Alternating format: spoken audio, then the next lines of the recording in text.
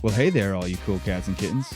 Welcome to another episode of the Age Groupies Podcast, part of the United WeCast Network. I'm Mike Ergo, and along with my co-host Lindsay and Hiken, we're here to talk to you about all things related to endurance sports from an amateur athlete perspective. We talk about how to have fun along the way and make our sports a little less intimidating. You can follow the show on Instagram at Age Groupies, join our Age Groupies page on Facebook, and look us up by name, Lindsay, Hiken, and Mike Ergo on Strava. If you have questions, comments, or topic ideas, feel free to email us, agegroupies@gmail.com. If you guys like the show, please leave us a rating and review on iTunes or wherever you get your podcasts. I want to talk to you about UCAN Superstarch. UCAN is what I consume on the race course and for long or intense training sessions. Now, it's different than any sports nutrition out there because they use Superstarch. Superstarch is a complex carbohydrate that doesn't spike blood sugar, delivering a slow and steady release of glucose into the bloodstream. Stable blood sugar provides steady energy to both the muscles and the brain and controls cravings caused by blood sugar lows. I recently used this to complete the Pandemic Man 70.3 using only UCAN, and let me tell you guys, I was surprised by how well it worked. Pleasantly surprised. I didn't need to use any gels, anything, just UCAN. And I felt great. I didn't feel bloated, didn't feel hungry, didn't have any of those intense cravings I get on the race course a lot. So I want you to try it out too. Learn about why you should fuel the pursuit with UCAN and save 10% on all your orders by using the link in the show notes. Thanks.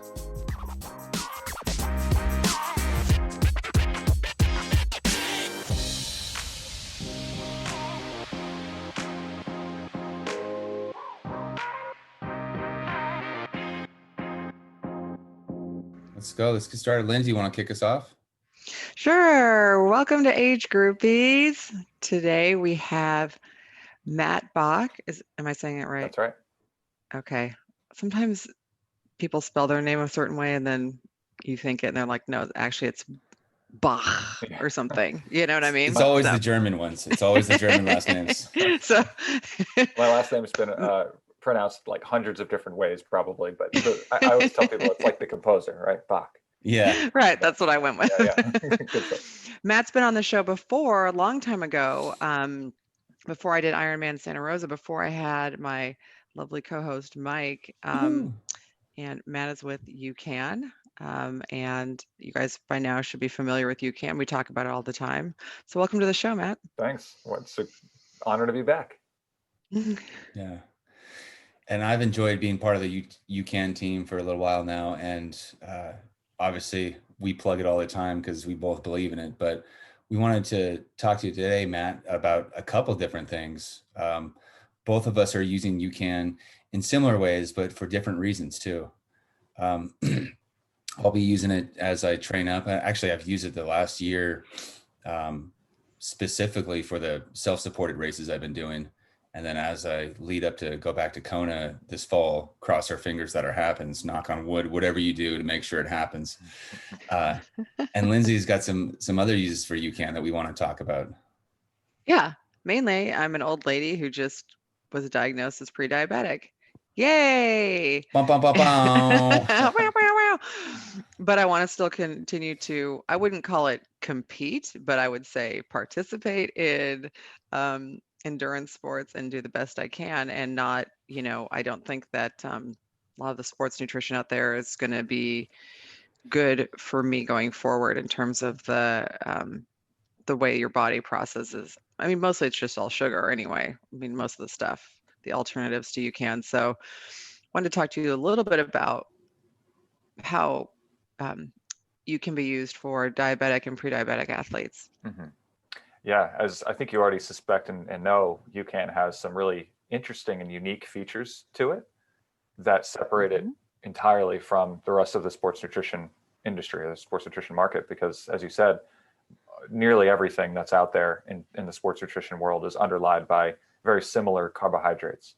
It's either fructose, glucose, which are simple carbohydrates, simple sugars, or it's maltodextrin, which is considered a complex carbohydrate, but it's complex. Complex is a relative term, right? And it's complex relative to simple sugars, but it's actually not very complex at all when you compare it to something like Superstarch, which is the carbohydrate that underlies UCAN's products.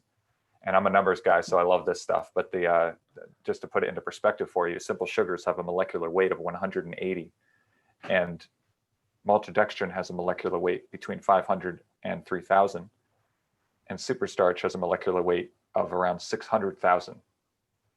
Right, so how does that translate into energy and blood sugar? Yeah, so the reason why that matters, especially for somebody who has prediabetes or is trying to manage their blood sugar levels, is because this very, very long molecule, and by the nature of this molecule, it's been shown in multiple studies now since 2010 to deliver energy over a long period of time in essentially a time-released source of energy that doesn't spike blood sugar like maltodextrin or simple sugars do.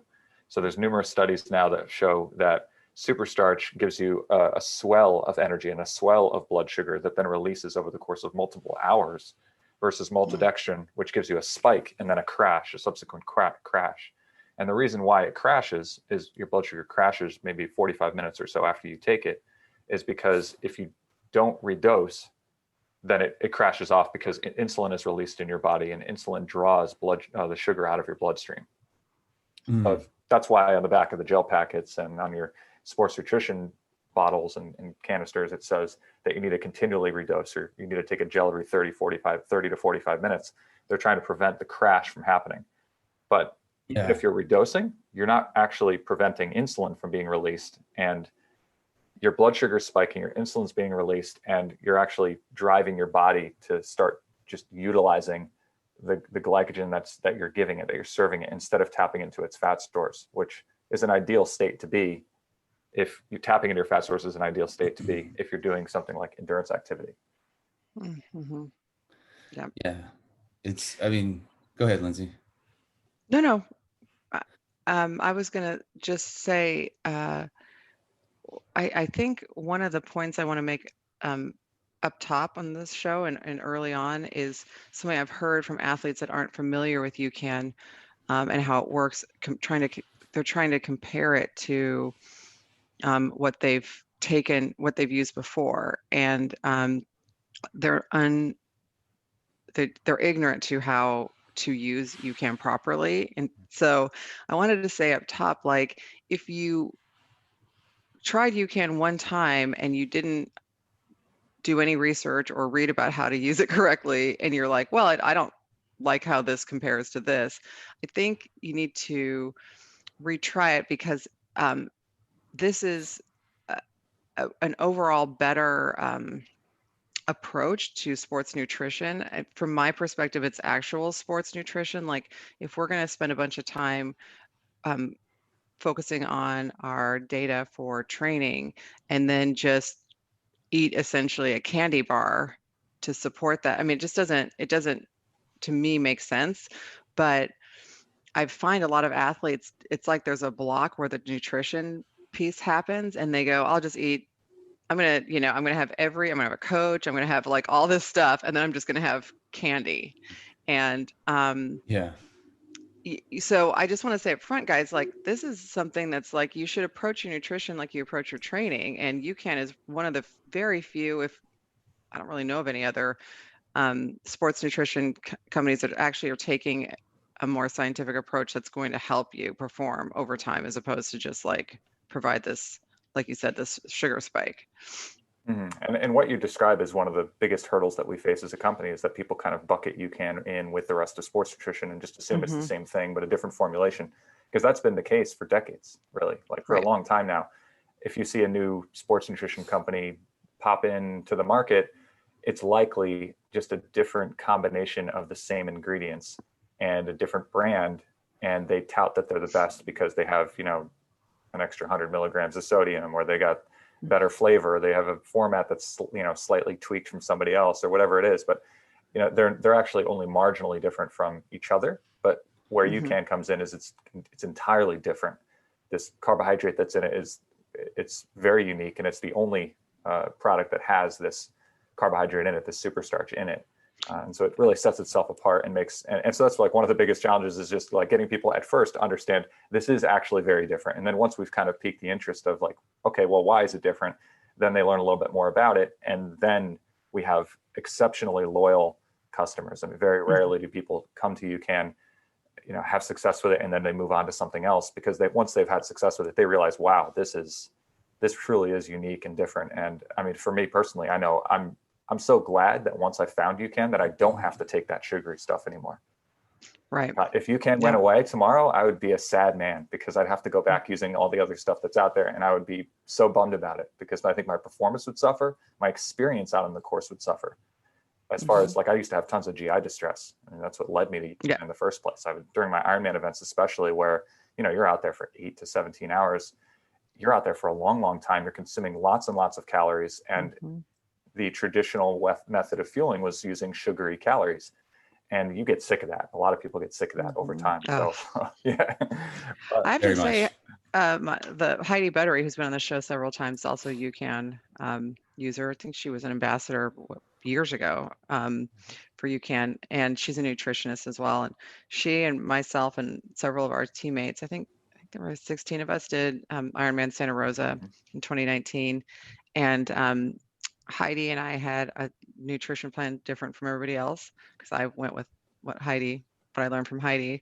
And we did have some whole foods. Like I had a hummus wrap with the avocado and stuff. I did because I was going to be out there all day. But outside of that, we had UCAN and then some actual food. Like I had this hummus wrap, I had some nuts, and then I had UCAN, and that was it. I didn't have any sugary anything. And same with Heidi. And we were the only two that didn't have GI distress out of the whole group. And our coach had said, GI distress is just part of the deal, and everyone has it. And I would say that 99% of the people on the course, you know, did have that. But Heidi was like, she's like, that's not true. That's not true. It's optional. Yeah, it's optional. That's the thing. It's like, you know what it almost reminds me of, Lindsay, is like chronically drinking all the time and being like, hangovers is just part of the deal. That's just how you wake up. Your head feels like shit. You have headaches. And then you realize, well, if I don't put all that stuff in my body, I don't necessarily have to wake up with a hangover. Right. There is another way to live. You don't have to do that. Yeah. Well, it's so funny how you say that, Lindsay, with it's just part of the deal, because I've heard that so many times as well. And former Olympic dietitian Bob Siebelhar is another one who talks about how he calls it a rite of passage.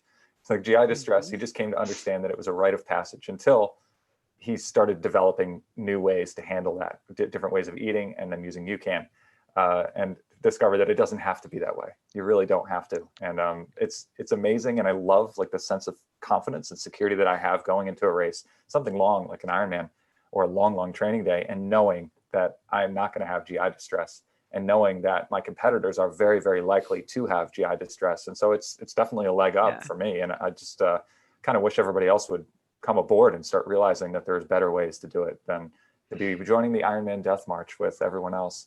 Well, and I know you guys are way faster, and Matt, you're very fast on the course. And we talked, you know, when I interviewed you first time, you're saying you use like 2 bottles of UCAN, and that's, or something like small like that, and that's all you use for the whole Ironman. And I would say you may not have been out on the course at hour 15, you know, but the porta potties out in the run course at hour 15 are, you know, and I was thinking like I've seen UCAN inside the little like gift bags, but maybe you guys need to do like a porta potty wrap. It's just like, you do not have to live like this. That's a good idea. Non-UCAN athlete depository. Exactly. Next time, right? Or the UCAN athlete only toilet that's all clean, and we're just like, nobody's used it all day, but just the filthy ones. Exactly. So Mike, I know you were going to talk a little bit about, because it's a whole different sort of like, you have a different set of questions than I do, in terms of using UCAN. Yeah. Well, I wanted to ask you a couple things. You know, I use the Cran-Raz Energy. I love that. And I've used the Hydrate. So I haven't experimented with combining these things, but let's say for a typical Ironman race, what's kind of the formula for how a lot of people are taking in the different UCAN products? Yeah, good question. I get that one pretty frequently. So I like to think about your needs from, you know, nutrition and hydration standpoint as 2 different things, nutrition and hydration. And I like to think of hydration as the subset there is water and electrolytes. So water by itself is a poor hydrator. You need the sodium essentially and other electrolytes to help absorb the water and retain it and effectively use it. So really it's like three different things that you're looking for. You're looking for nutrition, which is calories. And in the case of sports nutrition, you really need to be ingesting carbohydrates, because carbohydrates is what's most readily available and easily digestible and used by the body during exercise. Fats and proteins break down far more slowly.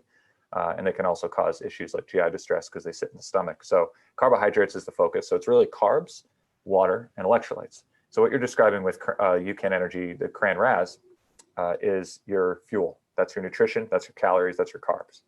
And it has some level of electrolytes in it, but for mild days, it's not going to be, it's going to be enough. But on hotter days, like especially, I mean, you've raced in Kona, so you know how hot it can be, humid, and the sun's beating down on you. And especially if you're a heavy sweater, do you consider yourself to be a heavier sweater, sort of moderate, mild? I'd say I'm moderate to heavy. Okay. Yeah. So then you have a big challenge in Kona. You have very, very hot and humid conditions, and you're a pretty heavy sweater. So your electrolyte needs are going to be pretty darn high in conditions like that and for you. And so what the point of this is that I'm coming to here is that hydration varies dramatically depending on conditions and depending on the individual.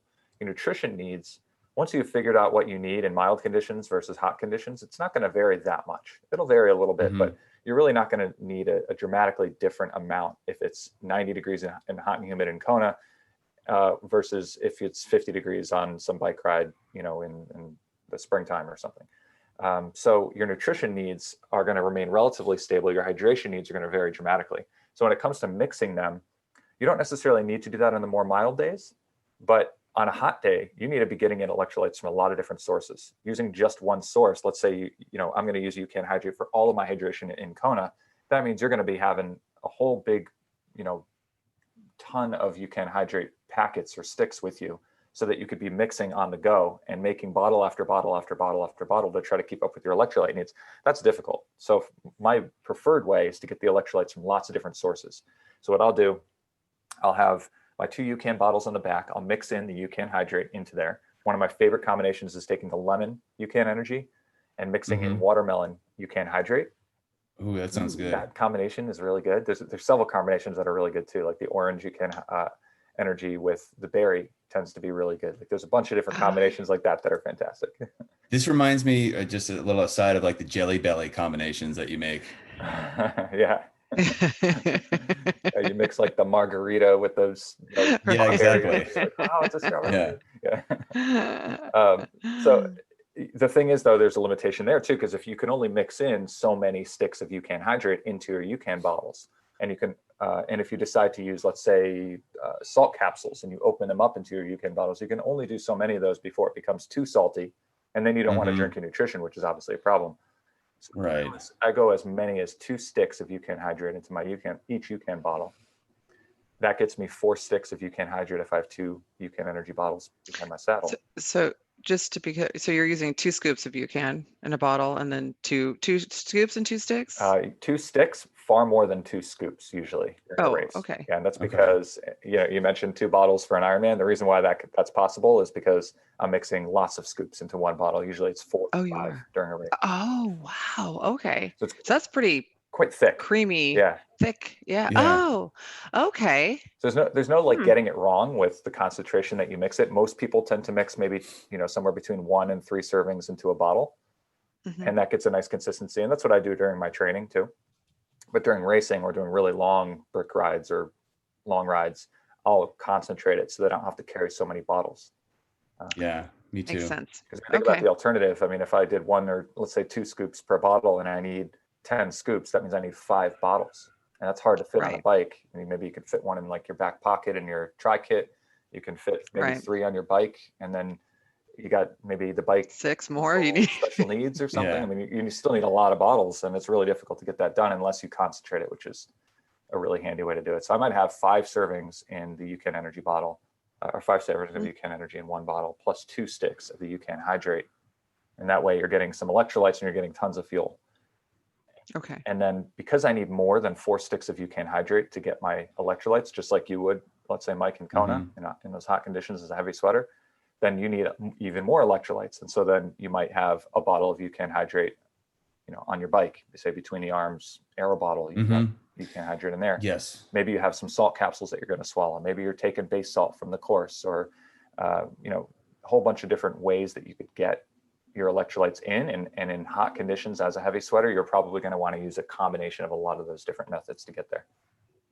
That makes sense. Yeah. And I can tell you I'm a heavy sweater because my dogs love salt. And every time I come back from a run, they love just like licking my neck and my face. And there's like, you can see that look in their eyes. But yeah, I was the kid who had like the sweat rings on my hat. Yep. You know, playing baseball. So all the white caked on, like deposits there. Yeah. Exactly. I'm that girl. I'm just a sweaty, salty. I'm black, so you can see it on my skin. Like I start looking ashy.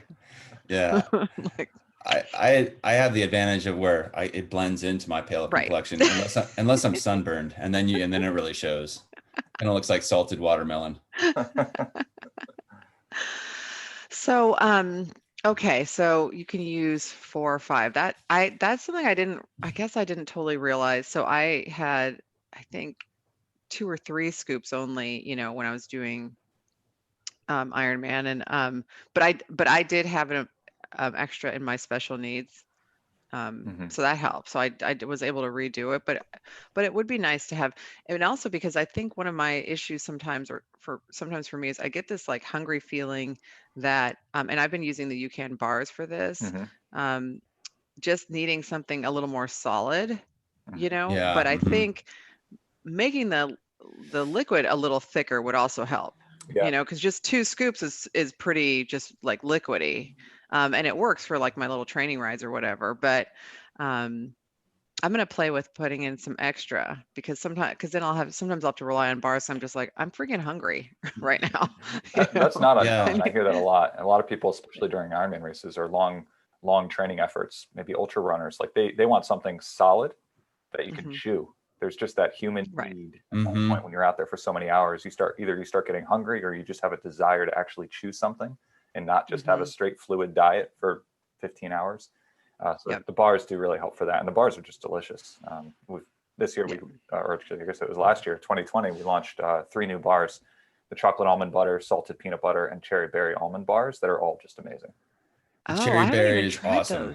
Yes. Because I just keep ordering my same old, which is that chocolatey peanut butter thing, which I've kind of had to slow down on that because what I found is I'm just sitting at my desk eating UCAN bars. Like I'm not even working out. I'm just riding my desk and like no. But and then the cinnamon bar is like and also, do you guys still make the cinnamon powder? Because we don't. I was gonna say I haven't been able to find it, and that was my fave. That was pretty.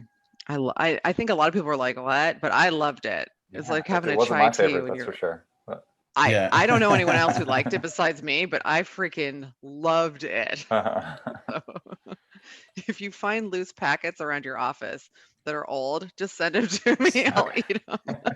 I got a few cinnamon bars here for you, Lindsay. I stashed a few away when they went out of stopped making them. But one thing I tried, Matt, was because I was having a little problems with it clumping up when I concentrated it so much. So I put it in one of those metal little balls that come with like a nutrition shakers.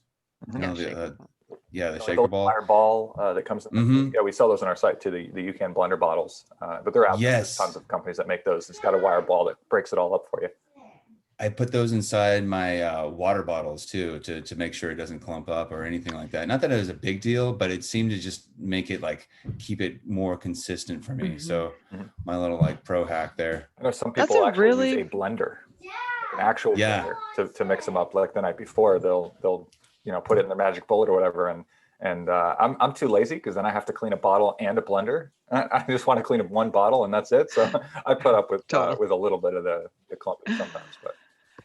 Yeah, no, but that's a great idea to just put the little ball even in your water bottle, because I have had some of it fall to the bottom, and it's not been a big deal in terms of consistency for me. It's just been like, oh, bummer, I'll notice at the end of the ride or something like, oh, bummer, I didn't get it all, and I'm like trying to get the extra little bit. So that's a great pro hack, Mike. I like that idea. Do what I can. Sometimes I have a good idea every now and then. That's gonna be amazing. Yeah, because I know when Heidi was doing her like 38, 39, 40-mile runs that she's used homemade gel for that, because obviously you need something and you don't want GI distress out in the middle of the woods, Mhm. 30, 15, 20 miles in. But you just said something which I think I want you to go into a little bit more, which is preloading before the workout and not bringing anything with you. I'm just curious how that works. Like what would be the type of workout that would work for? How do you do it? Mhm. Just kind of run us through that. Yeah, great question. I'll talk about preloading directly to answer your question. I also want to talk about front loading, like this idea of in those longer efforts, especially during something like an Ironman, how you would address not having to consume much during the run. You can front load on the bike. So that's the gist of it. Okay. But I'll come back here to preloading, where it's a unique feature to UCAN. Most sports nutrition, like I said, is simple sugars and maltodextrin, and that gives you that spike and crash type of profile. So if you said, okay, I've got a 2.5 hour run, long run this weekend, and I'm going to take 6 gels before my long run, and I'll be good to go for 2.5 hours. It doesn't work that way. You're going to bonk in the second half of that somewhere. It does work that way with UCAN, and that's because of the nature of this superstarch molecule, this energy source, this carbohydrate. Because it lasts for multiple hours, what you take before, let's say 20 minutes before your 2.5 hour long run, is still releasing at the end of your 2.5 hour long run, and then some. So you're still getting a stable energy source at that point, which is remarkable. And it's maybe I should share the origin story in a bit too, about like where it came from and who it was initially created for. But this preload idea is fantastic, and so many people appreciate the simplicity that it gives them. The fact that you can preload with, let's say, 2 servings of UCAN before your 2-hour run. Go out, you do your 2-hour run, and now all you have to focus on is hydration. That's it. Yes, if it's really hot, I mean, you need to make sure that you're taken care of as far as your water and electrolytes. But if it's a mild day, I'll even go out for 2-hour runs and I won't have anything on me. And I love that freedom of not being able to carry anything on me for 2 hours. Yes. Yes. You can really get in the zone and be where you are on that run. Mm-hmm. Yeah, I hate carrying anything if I don't have to, especially on a trail run. And so, to be able to do that would be great. And then just get out in the woods. And around here, there's some trails where I can get a little water. That some of them have water, and so I can run and get water, and I don't have to carry anything if I don't have to fuel. Mm-hmm. Okay, so you're looking at like a 2.5 plus window that you could preload for with a couple scoops of UCAN. Mm-hmm. So if people are thinking about trying this, use it on a day when you're going to do about that amount of time. Yeah. Is it a time thing or is it an effort? I mean, does it matter if I'm going to ride versus run versus, does any of that make any difference? It makes a little bit of a difference. There's a lot of different factors that go into exactly what your needs are. And so my recommendation is to make sure that you have more with you just in case. Obviously, I don't want anybody to be bonking, 5 miles from home or anything like that, and yelling and cursing my name. This UCAN doesn't work. Matt Bach. So always make sure you have enough with you so that, and I typically would, I recommend that people bring their crutch with them. So whatever it is they used to be using, maybe it's gels, like sugary gels. Maybe you're bringing a stash in your back pocket during your long runs. And that's just in case you do have issues and you do find that you weren't taking enough UCAN. You can always resurrect yourself and get yourself back home, and you're not just stranded 5 miles from home. But the recommendation as far as time is concerned, as a rule of thumb, this is like your starting point, is 1 serving is going to last you 60 to 90 minutes. Having 2 servings is going to last you somewhere between 1.5 hours and 2.5 hours. Depending on who you are, it depends on a lot of different factors. I mean, gender, your size, your body's ability to burn fat. I mean, there's so many different little factors that all add up into what your specific needs are. And that's regardless of whether we're talking UCAN or talking sports nutrition in general. That's just a general thing, is that nutrition is a very individual thing. So in your training, and that's why it's really important, one of the reasons why it's really important to be using whatever it is you're going to be doing in training is because you need to be testing it out frequently and getting a really good handle on what it is, how much your body needs, how often you need to dose, and how much you need to be taking in over the course of the several hours that you're out there. So what I would recommend is taking, if you're going to do 2 servings, it might last you 90 minutes to 2.5 hours. If you might even try using 3 servings before you go out, and that might last you somewhere between, say, 2 and 3 hours, maybe even a little bit more. Now, you can't go so much as saying like, okay, I'm going to take 6 servings and I'm good for like 8 hours. Like that, it doesn't quite work that way. It's kind of like a little bit of a diminishing return, but sure, it is pretty amazing that you can take, somewhere between 1 and 3 servings and get out there for up to 3 hours without even having to bring any nutrition with you. I did a bunch of long runs over the summer that I did that. I preloaded and I was able to go over 2 hours, between 2 hours and 2.5 hours for 3 or 4 different long runs. That was all just preloaded with UCAN. And can you address the front loading? You're talking about bike to run? Yeah. So in an Ironman, it's difficult when you're running at the end of an Ironman and it's hot, and running just by its nature, it's really difficult to carry, consume, and digest relative to how easy it is on the bike. Right? Like all three of those things, carrying, consuming, and digesting, all three of those things are easier when you're on the bike. Your heart rate's lower, you're more fresh, you've got places on your bike to carry things. You can just reach down and grab a bottle and just drink it, and you could stay relatively stable while you're doing that. Running, I mean, you're jostling, you're essentially, falling and bounding forward on your legs, and there's a lot going on there. So what I recommend people do is take in more during the bike so that they don't have to take in as much during the run. And I like to call it front loading. So on the bike, if you can take in most of your nutrition on the bike, and if it's UCAN, it's going to last you, like I said, for multiple hours, which means that what you take in at, say, hour 4 of the bike is going to be lasting into your run. What you take just before you get off the bike, let's say you're biking 6 hours, and what you take at 5 hours and 45 minutes in, just before you're getting off, is going to actually last you for multiple hours through your marathon. So you can take a whole bunch of UCAN during the bike. It's not going to give you GI distress because it's very easy on the stomach. I won't get into all the sciencey stuff, but it's got very low osmolality, and so it clears the stomach very quickly. So you can take a whole bunch of it at once, and it won't bother your stomach. It won't slosh or sit there. Mm-hmm. So you take it near the, throughout your bike, and especially maybe just before you get off the bike. And then when you get into the run, you won't have to fuel very much at all. So I'll typically fuel maybe 150, 200 calories an hour during the bike. And then during the run, I can get away with having 50 calories an hour, maybe even less. Wow. Yeah, that's perfect. And I did that accidentally. My first half Ironman this summer that I did self-supported, just because I wanted to have more. And I realized on the run, I said, let's just see how I feel. And it ended up not really needing anything just for the half marathon. So it was perfect. Mm-hmm. Yeah, I fueled up for Santa Rosa. I fueled up. I inadvertently, I was just pounding my UCAN, and I knew I didn't have it for the run. Like I just was like, so as I was like finishing my bike, I just was finishing everything I had in my bottles. And more like, because I was like, I'm going to be kind of at the mercy of like the water and whatever, chicken's broth that they have on the course. And I didn't really need to eat anything. I had some chicken broth when the sun went down. They finally brought that out, and I was just mainly because I was cold. I wasn't ever really hungry, but it's because I guess I front loaded, but I didn't know that that's what I was doing. It's just like, I only have this is, what I mean? Like I don't have any more on my special needs and I did have like some sort of like little coconut water thing in my special needs. I drank that, but yeah, it worked. And my marathon took me forever because, I had a knee injury and I was out there for like 5 hours or something, 4.5 hours. So yeah, it works. Just imagine if we intentionally front loaded, what that will be like. Yeah, just think if we knew what we were doing, how great it would have been. Tony, that's the beauty of triathlon, right? Is exactly. You don't know what you're doing. There's so many things that you can do wrong and that you can improve upon in the future. Like that's the addictive part to me. It's like I did my first triathlon. I was like, wow, I could have improved that. I mean, there's a laundry list.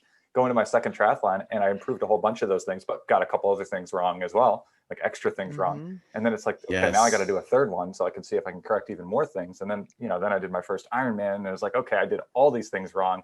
Let's see what I can fix for the next one. And, even I've done 6 Ironmans now.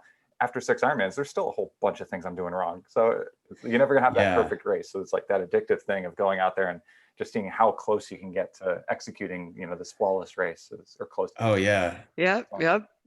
Unless you're Tim O'Donnell a couple of years ago. What? I said you can't have that perfect race unless you're Tim O'Donnell a couple of years ago. He smashed that on UCAN at Kona. That was amazing. It was so cool. Just I work very closely with Tim. I've had that honor to be like his, our point of contact at UCAN. Oh, cool. I was there on the ground, and I was able to talk to him right after the race. And I mean, his just overarching feedback there from his nutrition approach is that he finally feels like he nailed his nutrition in Kona because he had UCAN during the bike. He did the front load. He had Nice. UCAN before the race. He had a whole bunch of it on the bike, and that way he didn't have to have as much during the run, and he actually was able to run steady the whole way through. He said in 2018, so I was at mile 10, running alongside, I think it was Braden Curry and Patrick Langa, who ended up winning. He's running alongside them at mile 10. He's feeling like $1 million, and then at mile 10.2, he felt like garbage. He basically had hit the wall, starting to bonk and starting to get that kind of tunnel vision, and he fell off the pace. And he was able to, as the consummate professional that he is, he was able to resurrect himself and get back in the game and still placed fourth. He still had a great day.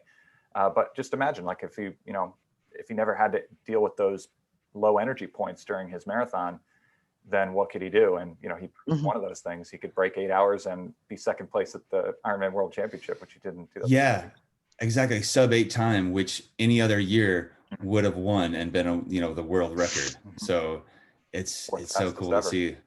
Yeah. Fastest ever. Fourth fastest. So fastest American. Yeah, exactly.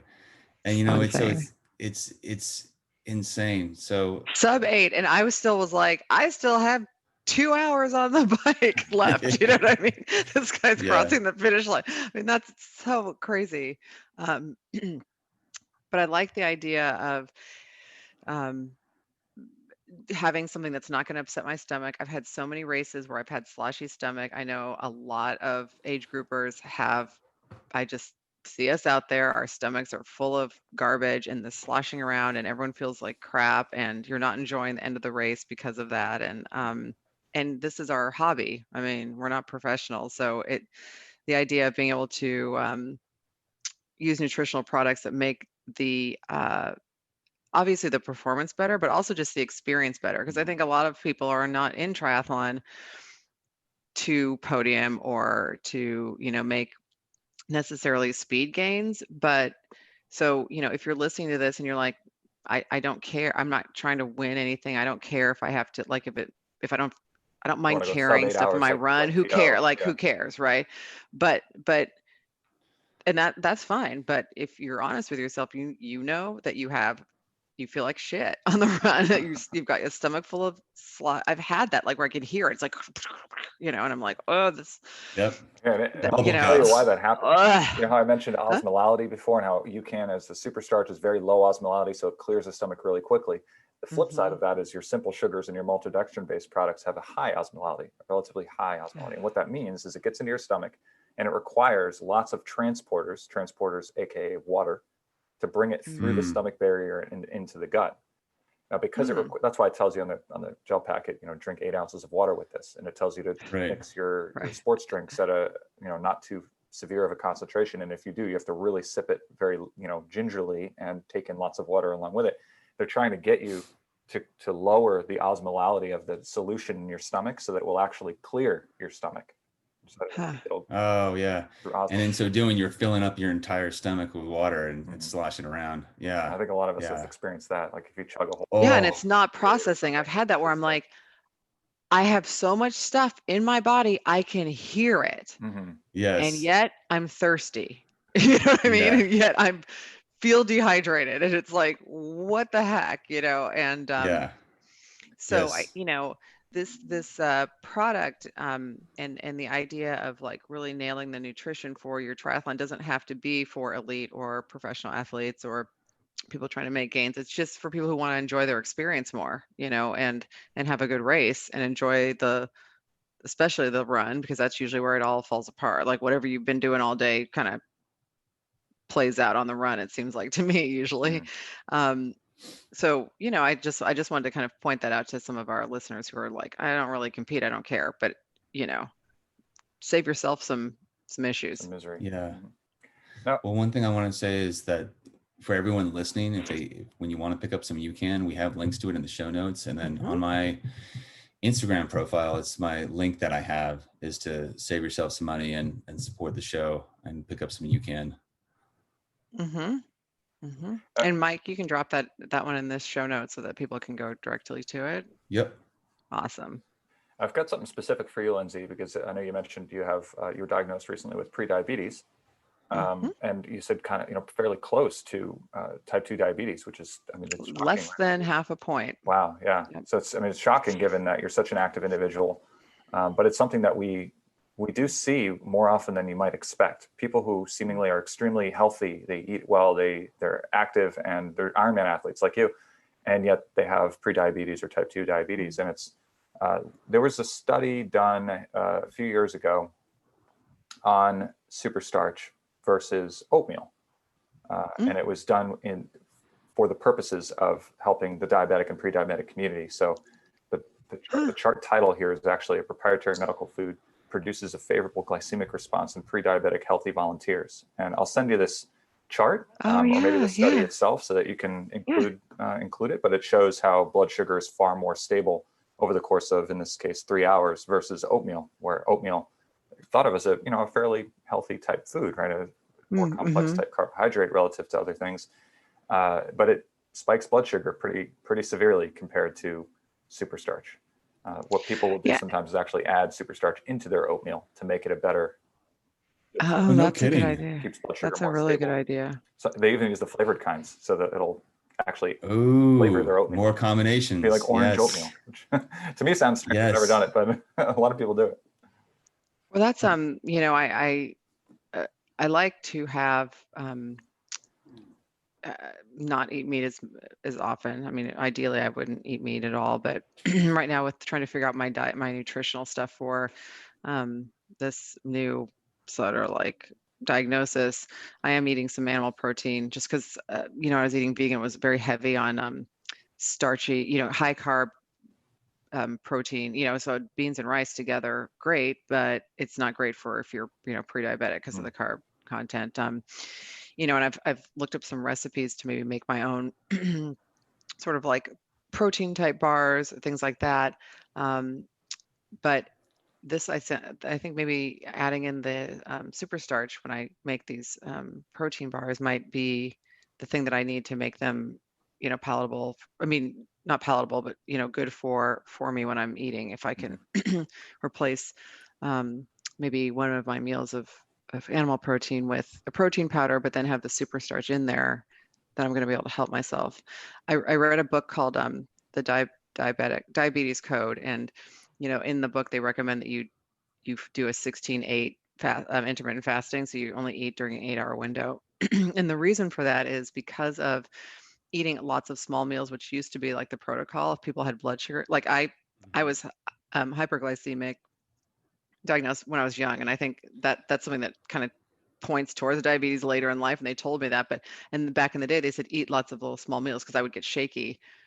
That turns out that's the wrong protocol, because you continue to have, like, your system keeps dumping insulin in to try to process all the food, the sugar.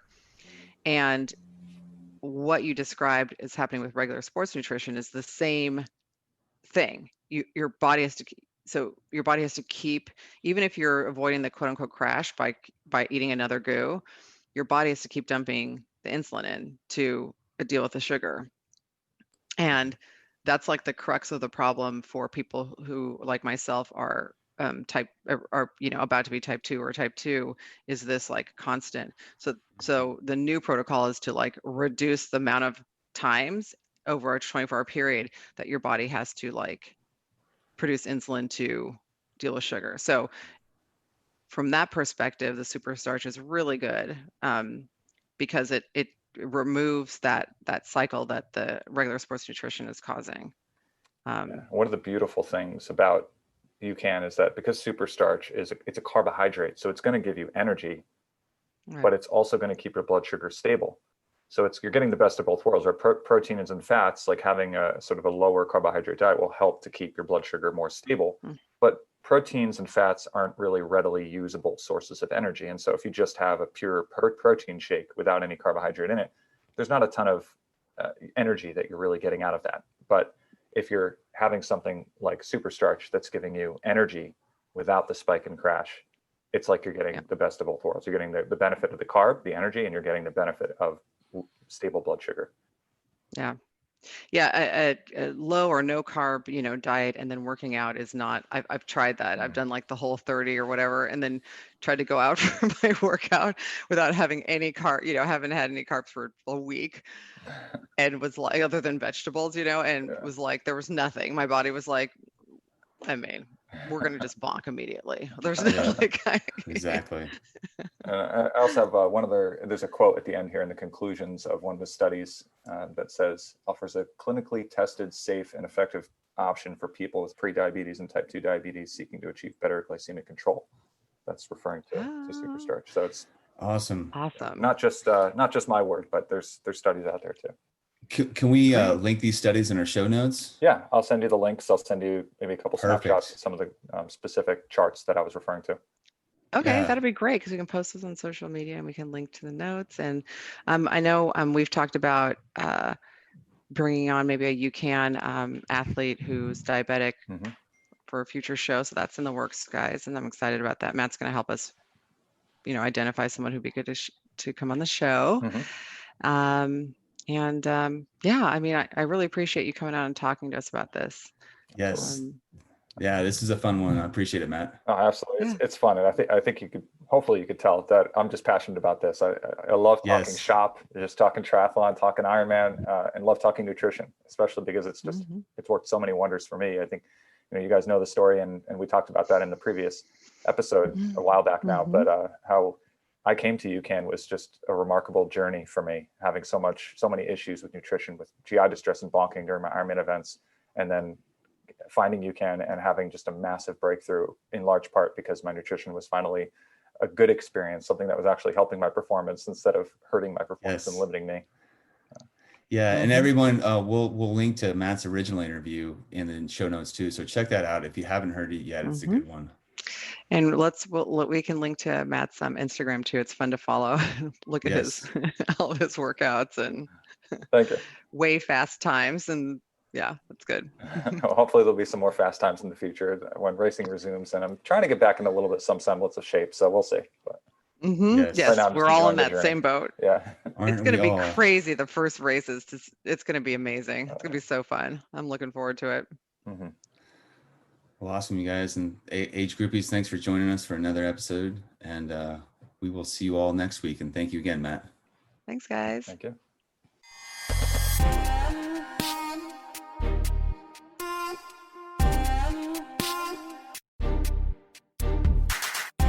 Alrighty, that concludes today's episode of the Age Groupies Podcast with me, Lindsay Hiken, and my co-host, Mike Ergo. We really hope you enjoyed it. You can follow the show on Instagram at Age Groupies, join our Age Groupies page on Facebook, and look us up by name, Lindsay Hiken and Mike Ergo on Strava. If you have questions, comments, or topic ideas, feel free to email us at agegroupies@gmail.com. If you enjoy the show, please leave a rating and review on iTunes or wherever you get your podcast, as this really helps us get more exposure while we try to grow this little venture.